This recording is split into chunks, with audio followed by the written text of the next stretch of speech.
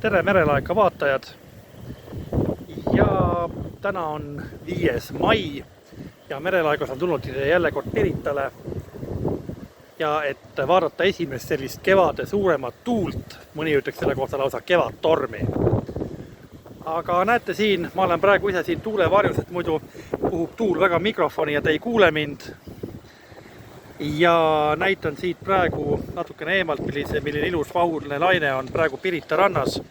Ja näete, tuulesurfaritel ja igadel muudel surfaritel on täna ikkagi pidu, sest sellise tuulega, näete, siin läheb praegu lohe õhku.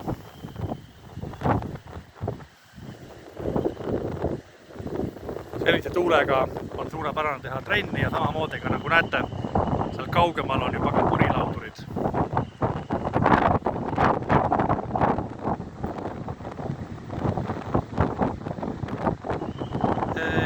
On kohati suur tuul ka nii suur, et lööb seal kaugemal üle Laugaga üle Muuli.